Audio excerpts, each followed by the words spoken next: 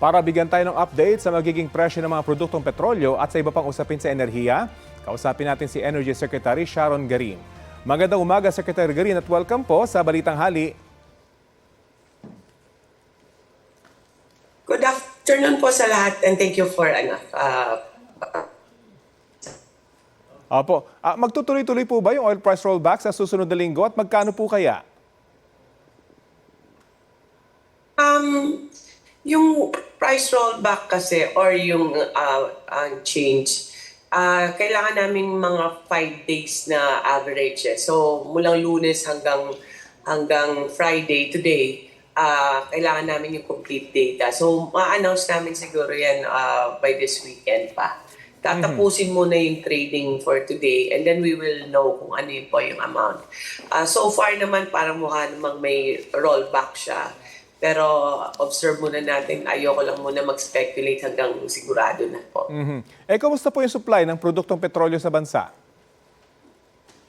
Ang supply po natin maayos naman at ang mga oil companies natin tuloy-tuloy yung bili nila. Pati yung PNOC na yung gobyerno yung bumibili. Hanggang mga 54 days ang ating supply. So, enough yung 54 days na yan para maghanap pa ng dagdag pa habang kinukonsumo natin. So, so far po steady lahat po ng mga produkto, gas, diesel, kerosene, tsaka LPG, even jet fuel. Maayos pa naman yung supply natin. Sinisigurado po natin, maigi pong binabantayan yan para siguraduhin na unang-una huwag tayong maubusan. And so far, okay pa naman yung supply natin. Meron pa rin po ba kayo natatanggap na reklamo mula sa mga pribadong kumpanya na excessive yung singil sa kanila doon sa kanilang mga pinagbibilhan ng petrolyo? Mahal pa rin yung bili sa international kasi imported lahat So lahat po na ini-import natin, buong buwan ng March and April, very expensive siya. Ang laki ng increase talaga, hindi lang sa produkto, kundi pati sa transportation niya, sa insurance niya, premium niya. Pero kaya po binabantayan ng maigi para yung kung ano yung sisingil nila sa gas station, yun yung tamang dapat isingilin. So far 2 linggo na po na DOE na or gobyerno yung nagdidikta ng adjustments. So, nakaka-reflect naman ng maayos kung ano po yung mga changes sa international. Pero wala tayong makagawa talaga sa presyo kasi presyo international yan, importation and it's not, wala tayong local production kasi. Ano pa bang mga hakbang ang inihanda ng Energy Department sakaling muli pong umigting yung giyera at maapektuhan yung supply natin ng mga produktong petrolyo? Hindi tayo tumitigil, yun nga yung utos ng presidente na dapat talaga siguraduhin na may supply tayo.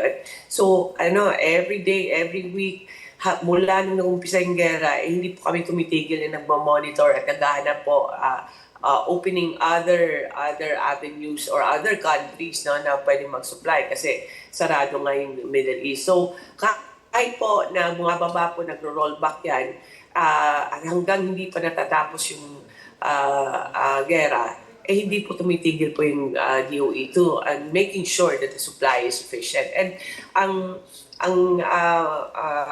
other than that po, ay yung price monitoring natin at sinisigurado natin na may mga tama yung ginagawa ng mga oil companies natin at tumutulong din tayo sa gobyerno na paano